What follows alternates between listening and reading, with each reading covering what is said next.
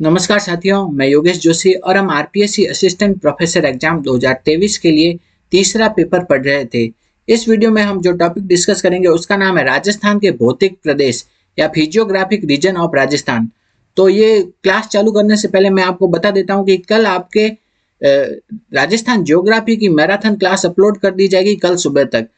तो अब हम चालू करते हैं राजस्थान के भौतिक प्रदेश या फिजियोग्राफिक रीजन ऑफ राजस्थान। उसमें सबसे पहले हम कुछ इंपॉर्टेंट पॉइंट देख लेते हैं जो कि एग्जाम में पूछे जाते हैं।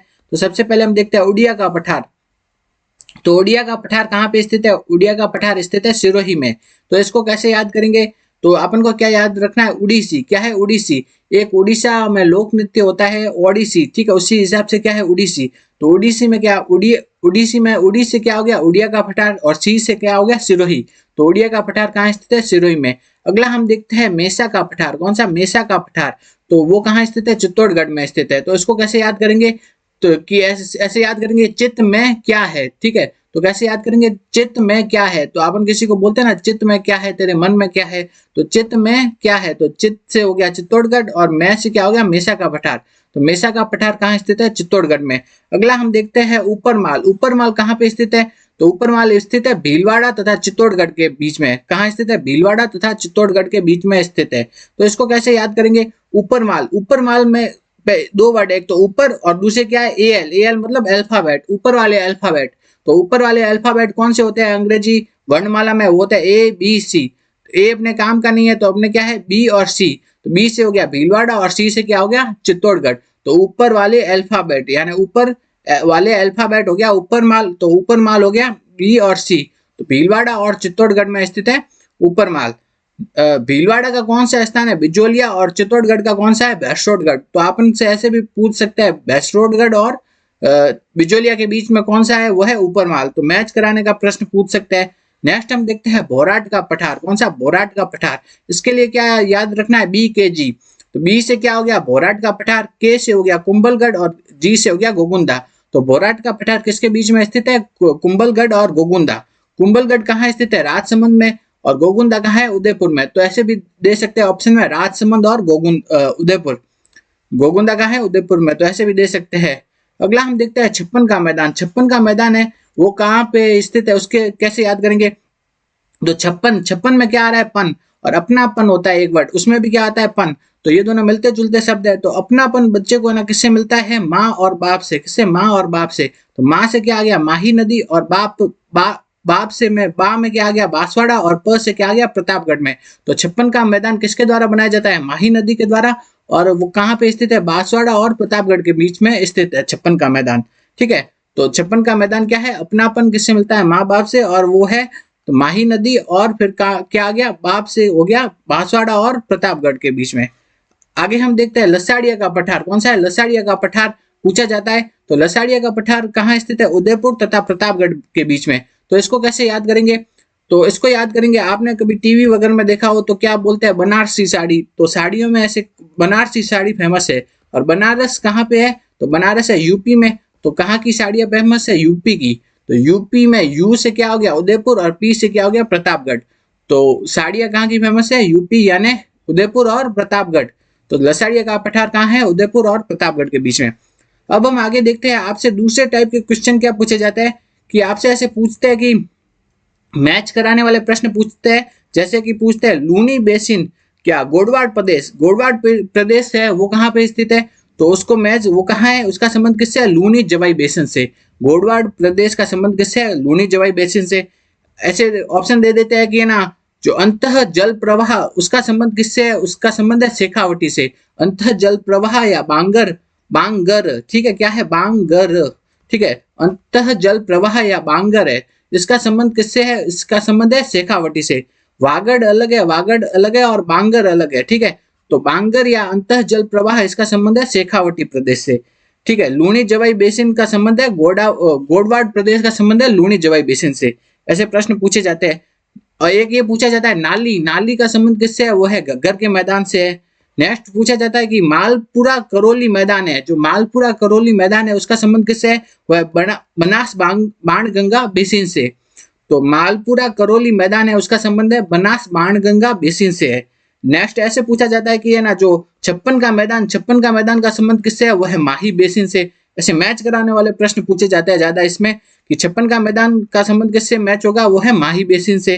नेक्स्ट हम देखते हैं अगला देखते हैं कि चंबल बेसिन का संबंध किससे है, बीहड़ या उत्खात स्थलाकृति से। तो ऐसे प्रश्न पूछे जाते हैं, पिछले एग्जामों में पूछे गए हैं। तो एक बार वापस देख लेते हैं इसका लूनी जवाई बेसिन, उसका संबंध है गोडवाड़ प्रदेश से। नेक्स्ट है अंतः जल प्रवाह या बांगर प्रदेश, उसका संबंध है शेखावटी से। नाली का संबंध है घग्गर के मैदान से। नेक्स्ट है कि जो मालपुरा करौली मैदान है उसका संबंध है बाणगंगा बनास बेसिन से। माही बेसिन का संबंध किससे है, 56 के मैदान से। नेक्स्ट है कि जो बीहड़ भूमि या उत्खनात स्थलाकृति का संबंध है वह है चंबल के बेसिन से। तो इसको अभी हम विस्तार से पढ़ेंगे।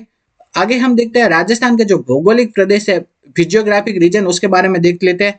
तो सबसे पहले हम देखते हैं जो राजस्थान में खारे पानी की झीलें है वो किसके अवशेष है, वो है टैथिस सागर के। तो खारे पानी की जो झीलें है ना राजस्थान में, वो किसके अवशेष है, टैथिस सागर के। और जबकि जो अरावली पर्वतमाला है और दक्षिण का जो पठार है वो किसके अवशेष है, वो है गोंडवाना लैंड के। किसके, गोंडवाना लैंड के जो अवशेष है वो कौन से है, अरावली पर्वत। तो जो अरावली पर्वतमाला और है दक्षिण का पठार, ये दोनों किसके भाग है, ये है गोंडवाना लैंड के भाग है। और जबकि खारे पानी की झीलें किसके अवशेष है, वो है टैथिस सागर के। नेक्स्ट है कि अरावली पर्वतमाला राज्य की प्रमुख जल विभाजक है। हाँ ठीक। अगला हम देखते हैं राजस्थान को प्रमुख 4 भौतिक प्रदेशों में बांटा गया है। कितने, 4 भौतिक प्रदेशों में बांटा गया है। कौन कौन से है, पहला हो गया थार का मरुस्थल या पश्चिमी मरुस्थल, दूसरा हो गया अरावली पर्वतमाला, तीसरा हो गया पूर्वी मैदान और चौथा हो गया दक्षिण पूर्वी पठार। तो 4 मुख्यतः भौतिक प्रदेशों में बांटा गया है राजस्थान के। जो राजस्थान को कितने 4 भौतिक प्रदेशों में बांटा गया है। एक तो है थार का मरुस्थल या पश्चिमी मरुस्थल, दूसरा है अरावली पर्वतमाला और तीसरा है पूर्वी मैदान और चौथा है दक्षिण पूर्वी पठार। इन भागों में बांटा गया है। अब हम आगे देखते हैं कि इनको एक बार मैप में देख लेते हैं। तो ये वाला जो पूरा ये रीजन हो गया ना, ये यहाँ से यहाँ तक, ये क्या हो गया, ये हो गया थार का मरुस्थल या पश्चिमी मरुस्थल। ठीक है, तो ये पूरा क्या हो गया, पश्चिम मरुस्थल। पश्चिम मरुस्थल के आगे चल के 2 पार्ट है। कितने, एक तो है ये वाला जो पीले रंग वाला देख रहे हो, ये क्या है, शुष्क रेगिस्तानी प्रदेश। और दूसरा जो ये पिंक रंग वाला है, ये क्या है, यहाँ से लेकर के यहाँ तक ये है अर्ध शुष्क मैदान। ठीक है, तो थार के मरुस्थल या पश्चिम मरुस्थल आगे 2 भागों में बटा हुआ है। एक तो है शुष्क रेगिस्तानी प्रदेश और दूसरा अर्ध शुष्क प्रदेश। ठीक है, उसके बाद में है ना अगला भाग है वो क्या है, अरावली पर्वतमाला। ये यहाँ से लेकर के यहाँ तक क्या है, ये है अरावली पर्वतमाला। अरावली पर्वतमाला वापस 3 भागों में विभाजित है, दक्षिण अरावली, मध्य अरावली। कौन कौन से 3 भाग है उसको देख लेते हैं एक बार वापस। तो कौन कौन से 3 भाग है, एक तो दक्षिण अरावली, एक मध्य अरावली, एक उत्तरी अरावली। 3 भागों में अरावली पर्वतमाला विभाजित है। नेक्स्ट हम देखते हैं पूर्वी मैदानी प्रदेश। ये भी वापस 3 भागों में विभाजित है। एक तो है माही बेसिन, दूसरा है बाणगंगा बनास बेसिन, बनास बाणगंगा बेसिन, और तीसरा एक आता है चंबल बेसिन। कौन सा है, चंबल बेसिन। ये 3 भागों में विभाजित है।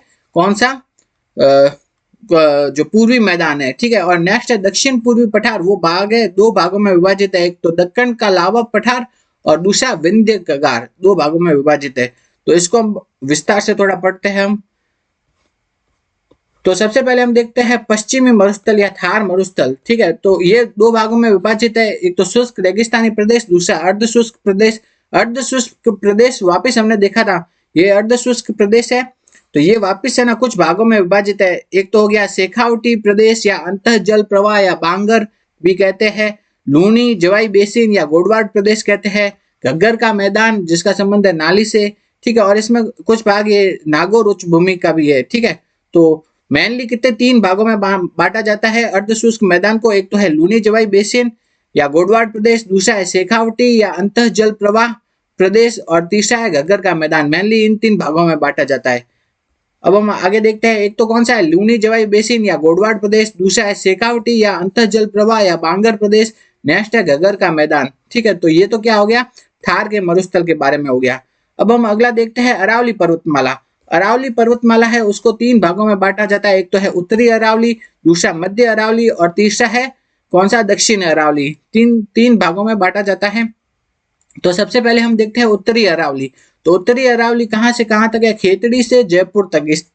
ठीक है, तो उत्तरी अरावली है खेतड़ी से जयपुर तक ऐसे मानते हैं उत्तरी अरावली को। उत्तरी अरावली में है वो अरावली पर्वतमाला श्रृंखलाबद्ध न होकर के छोटी छोटी पहाड़ियों के रूप में स्थित है। उत्तरी अरावली है उसमें जो अरावली पर्वतमाला है वो छोटी छोटी पहाड़ियों के रूप में स्थित है। तो अब हम आगे देखते हैं उत्तरी अरावली की जो प्रमुख चोटियां कौन कौन सी है। रघुनाथगढ़ है, दूसरा खोह, तीसरा बैराज, बरवाड़ा, बिलाली, जयगढ़, नाहरगढ़, बाला किला। ठीक है, ये सब कहाँ की जो प्रमुख चोटियां है ये है उत्तरी अरावली की। रघुनाथगढ़, खोह, बैराज, बरवाड़ा, बिलाली, जयगढ़, नाहरगढ़, बाला किला, ये सब है उत्तरी अरावली की प्रमुख चोटियां। अब हम देखते हैं मध्य अरावली। मध्य अरावली इंपॉर्टेंट है, बहुत पूछे जाते हैं इससे प्रश्न। मध्य अरावली है जयपुर से लेकर के अजमेर के बीच में। ठीक है, तो अब हम देखते हैं मध्य अरावली की जो प्रमुख चोटियां कौन कौन सी है। एक तो तारागढ़, दूसरी नाग पहाड़। ठीक है, एक तो तारागढ़ हो गई, दूसरी नाग पहाड़, ये दोनों किसकी चोटियां है, ये है मध्य अरावली की। तो आपसे ये प्रश्न पूछा जाता है कि निम्न में से कौन सी चोटी मध्य अरावली की है। तो आपसे ये प्रश्न पूछा जाता है कि निम्न में से कौन सी चोटी है जो कि मध्य अरावली की है। तो ऑप्शन में होगा तारागढ़ या और नाग पहाड़, ये दोनों किसकी है, मध्य अरावली की चोटियां है। एक तो तारागढ़ हो गई और दूसरी नाग पहाड़, ये दोनों है मध्य अरावली की। तारागढ़ की ऊंचाई कितनी है, 870 मीटर, और जबकि नाग पहाड़ की है 795 मीटर। तारागढ़ और नाग पहाड़ ये दोनों है मध्य अरावली की चोटियां है। तारागढ़ की है 870 मीटर और जबकि नाग पहाड़ की ऊंचाई है 795 मीटर। नेक्स्ट हम देखते हैं मध्य अरावली में जो प्रमुख दर्रे कौन कौन से हैं। बर दर्रा, परवेरिया दर्रा, शिवपुर घाट दर्रा, सुरा घाट और देबारी, ये सभी मध्य अरावली के प्रमुख दर्रे हैं। ठीक है, तो ये पूछे जाते हैं मध्य अरावली में। मध्य अरावली की जो प्रमुख चोटियां तारागढ़ और नाग पहाड़, और मध्य अरावली के दर्रे कौन से, बर, परवेरिया, शिवपुर घाट, सुरा घाट, देबारी, ये सब मध्य अरावली के दर्रे हैं। अब हम आगे देखते हैं दक्षिणी अरावली। दक्षिण अरावली कहाँ से है, अजमेर के बाद से लेकर के आबू पर्वत तक स्थित है दक्षिण अरावली। तो दक्षिण अरावली है वो क्या अत्यधिक सघन है और ऊंची है। तो सबसे ऊंची चोटियां किस में मिलती है, दक्षिणी अरावली में मिलती है। तो दक्षिणी अरावली को हम देख लेते हैं। एक तो हो गई गुरु शिखर।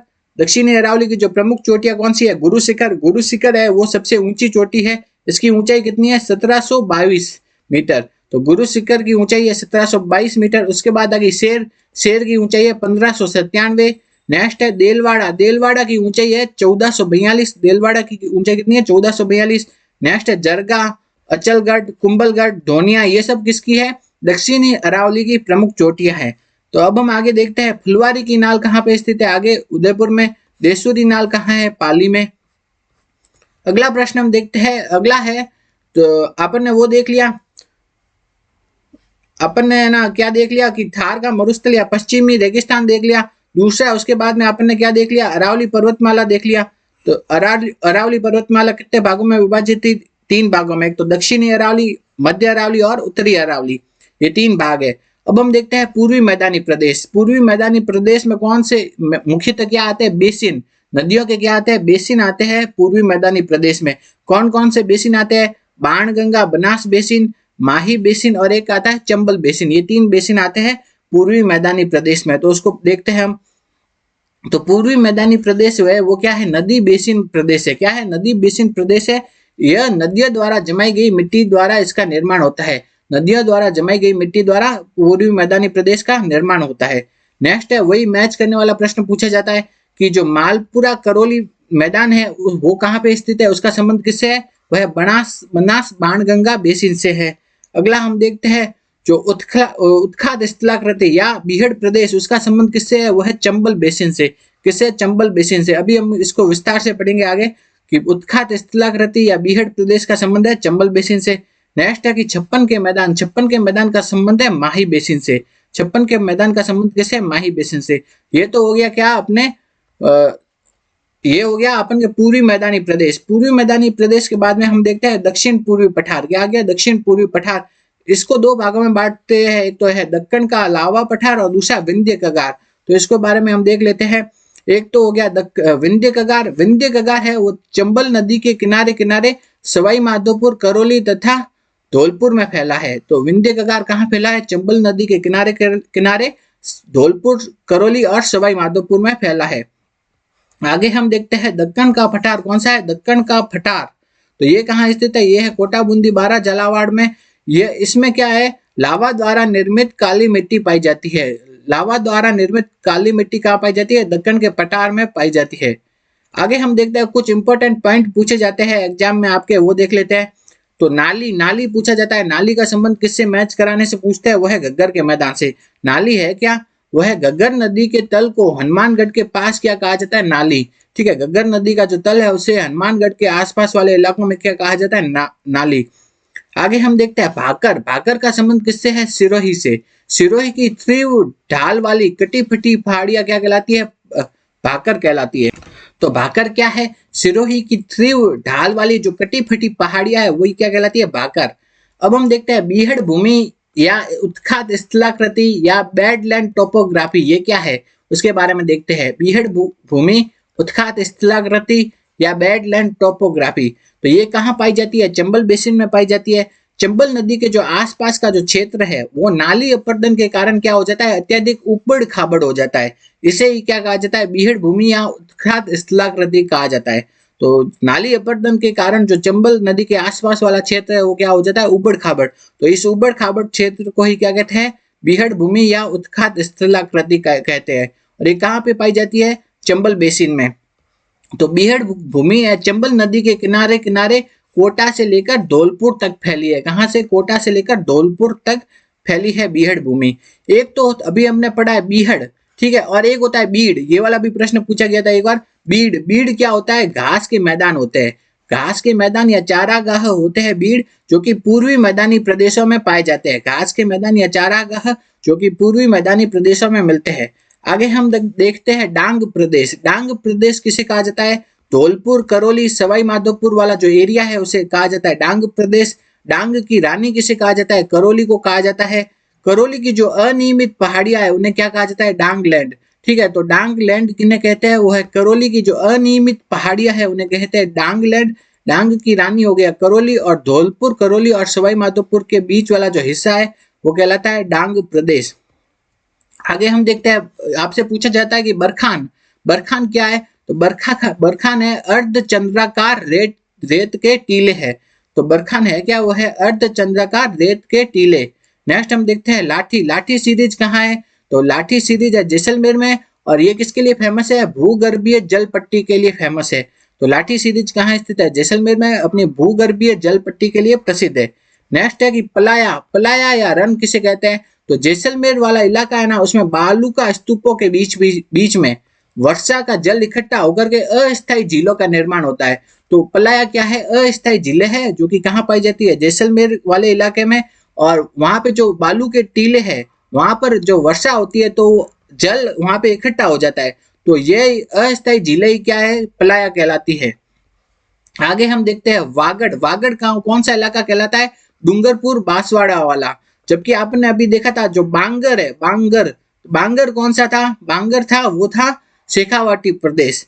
इसे अंतः जल प्रवाह भी वाला प्रदेश भी कहते हैं बांगर को। नेक्स्ट हम देखते हैं काठल। काठल प्रदेश कौन सा है? वो है प्रतापगढ़। काठल प्रदेश कौन सा है? प्रतापगढ़। माही नदी के जो कांठे यानी किनारे पे जो बसा स्थान है वो क्या है? काठल कहलाता है, वो है प्रतापगढ़ हो गया। नेक्स्ट हम देखते हैं जोहड़ या नाड़ा क्या है? तो शेखावाटी प्रदेश में जो वर्षा का जो जल होता है उसका संग्रहण करने हेतु जो कच्चे कुओं का निर्माण किया जाता है, कच्चे पक्के कुओं का निर्माण किया जाता है, उन्हें क्या कहा जाता है? जोहड़ या नाड़ा। तो शेखावाटी प्रदेश में वर्षा जल के संग्रहण करने के लिए कच्चे पक्के कुओं का निर्माण किया जाता है, उन्हें क्या कहा जाता है? जोहड़ या नाड़ा। आगे हम देखते हैं सैम की समस्या क्या है? तो गंगानगर हनुमानगढ़ जो जिले है वहां पे इंदिरा गांधी नहर के आने से, किसके? इंदिरा गांधी नहर के आने से वहां पे अत्यधिक जल भराव की जो समस्या उत्पन्न हो गई है, जिसके कारण अम्लीयता व क्षारीयता की समस्या उत्पन्न हो गई है। यही क्या कहलाती है? सैम की समस्या। तो गंगानगर हनुमानगढ़ जिलों में पाई जाती है। इंदिरा गांधी नहर के आने के कारण अत्यधिक जल भराव की समस्या उत्पन्न हो गई है, जिससे अत्यधिक अम्लीयता और क्षारीयता की समस्या उत्पन्न गई है। यही क्या कहलाती है? सैम की समस्या। आगे हम देखते हैं गोडवाड़ प्रदेश का। वो आपने देखा था कौन सा है? लूनी जवाई बेसिन को ही कहता है गोडवाड़ प्रदेश। छप्पन का मैदान का संबंध कैसे था? माही बेसिन से था। बांगर प्रदेश या अंतर जल प्रवाह वाला प्रदेश वो कौन सा था? शेखावटी प्रदेश था। वागड़ तो क्या होता है? डूंगरपुर बांसवाड़ा होता है, ये देख लिया था हमने। अब हम देखते हैं, आपसे ये प्रश्न पूछा जाता है कि गिरवा की पहाड़ियां कहाँ है, तो उदयपुर या मेवाड़ के जो इलाके हैं उसमें है गिरवा की पहाड़ियां। तो इंपॉर्टेंट है, पूछा जाता है गिरवा की पहाड़ियां कहाँ है। नेक्स्ट है मुकुंदरा हिल्स कौन से इलाके में है, हाड़ौती वाले इलाके में। छप्पन की जो पहाड़ियां, एक तो छप्पन का मैदान अलग है और छप्पन की पहाड़ियां अलग है। तो छप्पन की पहाड़ियां है वो बाड़मेर, सिवाना, जालोर वाला जो इलाका है वहां पे पाई जाती है। छप्पन की पहाड़ियां कहाँ पे पाई जाती है, बाड़मेर, जालोर, सिवाना वाला जो इलाका है वहां पे। छप्पन का मैदान तो अभी हमने देखा था, वो कहाँ है, बांसवाड़ा और प्रतापगढ़ के बीच में। नेक्स्ट है कुछ एक चोटिया या पर्वत वगैरह वो और उनका जिला पूछा जाता है आपके एग्जाम में, तो उसको देख लेते हैं। जैसे गुरु शिखर हो गया, शेर हो गई, दिलवाड़ा, अचलगढ़, ऋषिकेश, ये सभी कहाँ पे स्थित है, सिरोही में। तो गुरु शिखर, शेर, दिलवाड़ा, अचलगढ़, ऋषिकेश ये सब है सिरोही में। नेक्स्ट है जरगा, धोनिया, कमलनाथ, सज्जनगढ़, सायरा, लीलागढ़, नागपानी, गोगुंदा ये सब कहाँ स्थित है, उदयपुर में स्थित है। कुंभलगढ़ कहाँ है, राजसमंद में। रघुनाथगढ़ कहाँ है, सीकर में। आगे हम देखते हैं टॉडगढ़, टॉडगढ़, तारागढ़, नाग पहाड़ ये सब कहाँ है, अजमेर में। अगला है कि रोजा भाकर, इसराना भाकर और डोरा पर्वत ये कहाँ है, जालोर में। ये इंपॉर्टेंट है बहुत, अभी 2022-23 में ये बहुत पूछा जा रहा है। रोजा भाकर, इसराना भाकर ये दोनों कहाँ है, जालोर में। रोजा भाकर और इसराना भाकर कहाँ है, जालोर में है। डोरा पर्वत भी कहाँ है, जालोर में। तो रोजा भाकर, इसराना भाकर कहाँ है, जालोर में। इंपॉर्टेंट है, अभी बहुत पूछा जा रहा है। तो नेक्स्ट हम देखते हैं बहराज, कहाँ है, अलवर में। भानगढ़ अलवर में। बाला किला कहाँ है, अलवर में। बिलाली कहाँ है, अलवर में। तो बहराज, भानगढ़, बाला किला और कौन सा है, बिलाली, ये सब कहाँ है, अलवर में स्थित है। आगे हम देखते हैं बरवाड़ा, मोहनपुरा, जयगढ़, नाहरगढ़ ये सब कहाँ स्थित है, जयपुर में। बाबई कहाँ है, झुंझुनू और जयपुर के बीच में स्थित है।